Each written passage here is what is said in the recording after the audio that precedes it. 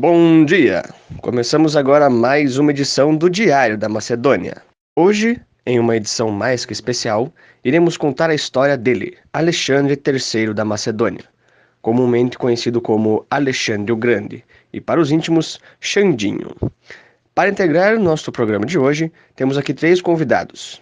Edu, especialista em venda de tapetes persas. Lucas, importador de chá.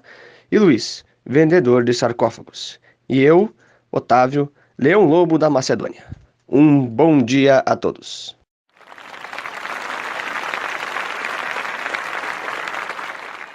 No nosso programa, iremos falar brevemente sobre a vida de Alexandre, nascido na Macedônia em 20 de julho de 356 a.C. Alexandre era filho de Olímpia, do Epiro, e Filipe II da Macedônia. Durante sua juventude, Alexandre foi orientado pelo filósofo Aristóteles até seus 16 anos. Depois que Filipe, seu pai, foi assassinado em 336 a.C., Alexandre sucedeu seu pai no trono, com apenas 20 anos, e herdou um reino forte e um exército experiente. Ele passou a maior parte de seus anos no poder em uma série de campanhas militares sem precedentes, através da Ásia e nordeste da África. Até os 30 anos, havia criado um dos maiores impérios do mundo antigo, que se estendia da Grécia para o Egito e ao nordeste da Índia. Morreu invicto em batalhas e é considerado um dos comandantes militares mais bem-sucedidos da história. De acordo com a lenda, o corpo de Alexandre não mostrou sinais de decomposição durante 6 dias após sua morte. Seus súditos acreditavam que isso era um sinal de divindade. Agora, uma médica levantou a hipótese de que ele foi acometido pela síndrome de Guillain-Barré, uma condição que deixa os músculos paralisados e pode levar à morte. Isso aconteceu exatamente no dia 10 de junho de 323 a.C., quando Alexandre o Grande deixa a terra dos mortais e passa aos céus. Diário da Macedônia. Funerária Santa Luzia, sua morte, nossa alegria. Diário da Macedônia. Falaremos agora sobre as principais conquistas do Império Macedônico no Oriente. Quem vai nos contar mais sobre isso é ele, Edu dos Tapetes Persas. Bom dia, Edu!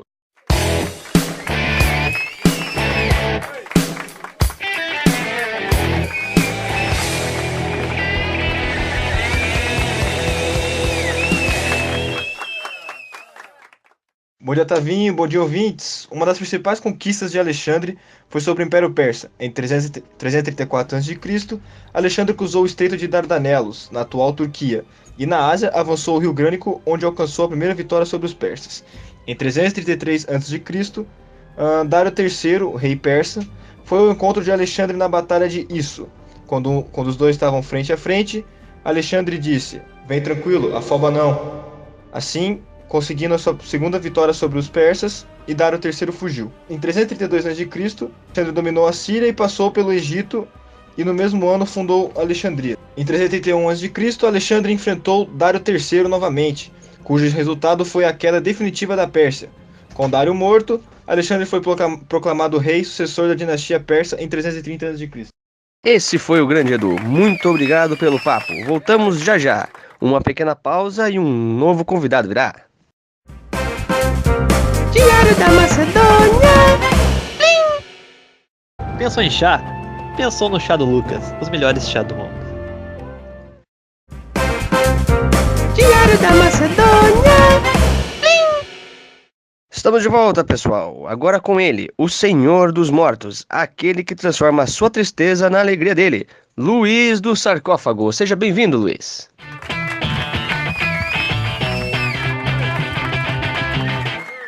Bom dia, Otávio, bom dia, ouvintes. Gostaria de lembrar que se você morrer até hoje às 6h30, você ganhará a sua promoção em embalsamento. É aquele momento maravilhoso para se livrar da sogra e não gastar muito com funeral. Agora, indo para o Império de Alexandria, no ano de 332 a.C., o Egito estava sob o domínio do Império Persa. Então Alexandre o Grande entrou triunfante como vencedor do rei Dário III e os egípcios aceitaram-no aclamando como libertador. Há de ter em conta que no Egito havia desde há muito tempo uma grande quantidade de colônias gregas, e que portanto os gregos não eram considerados como estrangeiros naquela época. No ano seguinte, a cidade que levaria O seu nome foi fundada no delta do rio Nilo, sobre o antigo povoado chamado de Hakotes, habitado por pescadores egípcios, obviamente. Foi então escolhido o local para fazer um dique, que separaria a cidade de Alexandria. O arquiteto que realizou esta obra chamava-se Dinócrates. O mesmo arquiteto ocupou-se também do traçado da cidade e fazê-lo segundo o plano hipodâmico, o qual já se era utilizado no Ocidente. Administrativamente era dividida em 5 distritos, cada um dos quais tinha como nome uma das 5 primeiras letras do alfabeto grego. Quando Alexandre saiu do Egito para continuar as suas lutas contra os persas, deixou como administrador de Alexandria Cleómenes. Os habitantes da magnífica cidade de Alexandria eram na maioria gregos de todas as procedências. Também havia o bairro egípcio, o qual se localizava exatamente do outro lado do Nilo, e tinha uma colônia judaica, pois eles estão em todo lugar no mundo nesta época, e não é possível. Alexandria cedo se converteria no centro da cultura grega na época da helenística, e contribuiu para helenizar o resto do país de tal modo que quando os romanos chegassem todo o Egito era bilíngue. A arte e a arquitetura eram os únicos campos que se mantinham propriamente egípcios. Tão importante chegou a ser tão grandiosa que a chamaram de Alexandria and Egyptium, ou seja, a Alexandria que está perto do Egito, perdendo a importância para o resto do país. O farol de Alexandria, uma das grandes maravilhas do mundo, foi construído na ilha de Faros por Sóstrao em 280 a.C. até 1340, onde foi destruído. Esse foi o Luiz. Muito obrigado, Luiz. E agora vamos para mais um intervalo e já já voltamos em definitivo com ele, Lucas do Chá. Diário da Macedônia. Compra da pizza na Casa Persa, perfeitos para sua casa. Na moral, compra aí, tô comendo rato assado há uma semana, só queria comer um frango assado. Diário da Macedônia. Caros ouvintes, para finalizar nosso programa, temos ele, o homem mais famoso de Mumbai, o indiano menos indiano da Índia, Lucas do Chá. Seja muito bem-vindo, Lucas.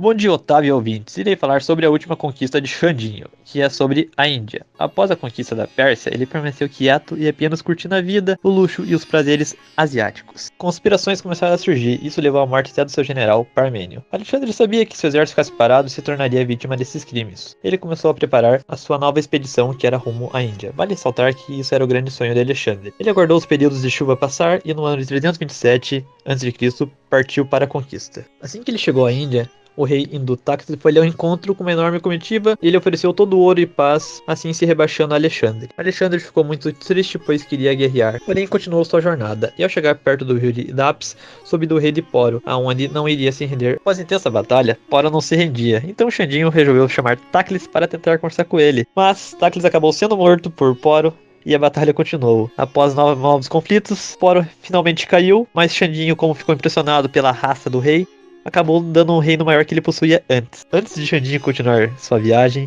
ele fundou 2 cidades, uma chamada de Niceia e a outra de Bucéfalo. Mas seu exército estava exausto e não queria mais prosseguir. Alexandre ficou muito chateado, pois queria continuar conquistando a Índia. Então ele se fechou por 3 dias em sua tenda e enfim decidiu que deixaria seu exército retornar à Macedônia. Muito obrigado, Lucas. Agradeço também aos nossos demais convidados, Edu e Luiz, por nos proporcionar este momento ilustre e enriquecedor. Terminamos aqui este maravilhoso programa. Obrigado aos ouvintes pela atenção e audiência. Um agradecimento especial à professora Adriana Mocelin e um forte abraço a todos e até a próxima.